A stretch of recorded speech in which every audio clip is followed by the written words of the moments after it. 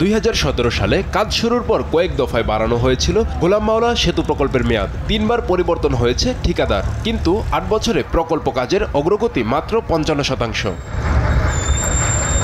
2024 সালের 5 আগস্টের পর কাজ ফেলে পালিয়েছে সবশেষ দায়িত্বপ্রাপ্ত ঠিকাদার প্রতিষ্ঠান কোহিনুর এন্টারপ্রাইজ। ফলে সেতুর কাজ শেষ করা নিয়ে দেখা দিয়েছে অনিশ্চয়তা। এমন পরিস্থিতিতে ইঞ্জিন চালিত নৌকা দিয়ে নদী পারাপারে চরম ভোগান্তি পোহাতে হচ্ছে স্থানীয়দের। দেখা যায় হঠাৎ কেউ অসুস্থ হলে যাতায়াতে পারাপারে ট্রলার না ভরা পর্যন্ত ট্রলার ছাড়ে না, আবারও পরীক্ষার সময় আমাদের লেট হয়ে যায়। দৈনিক স্কুল কলেজের ছাত্রছাত্রীরা শতে ছাত্রছাত্রীরা পার হচ্ছে, অনেক কষ্ট হচ্ছে। এর প্রতিকার যে কখন যে শেষ হবে আমরা নিজেরও জানি না। আমরা প্রতিদিন স্কুলে যাতায়াত করি, আমরা ট্রলার দিয়ে পার হই, এই ট্রলার দিয়ে পার হতে আমাদের ভয় করে। দুর্ভোগ কমাতে সেতুর পাশেই হেঁটে নদী পারাপারের জন্য ফুট ব্রিজের কাজটিও শেষ হয়নি 2 বছরেও। এতে স্থানীয়দের ভোগান্তি বেড়েছে কয়েক গুণ।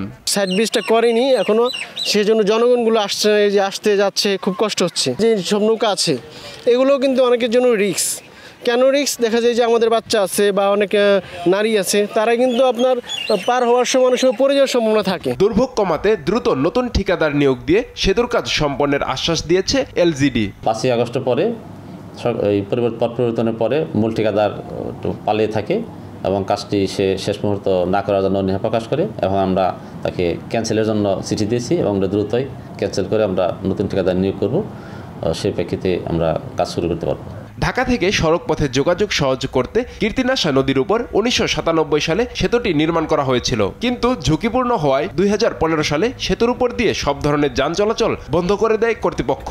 2017 সালে 28 কোটি 86 লক্ষ টাকা ব্যয়ে 222 মিটার সেতু নির্মাণের উদ্যোগ নেয় এলজিডি।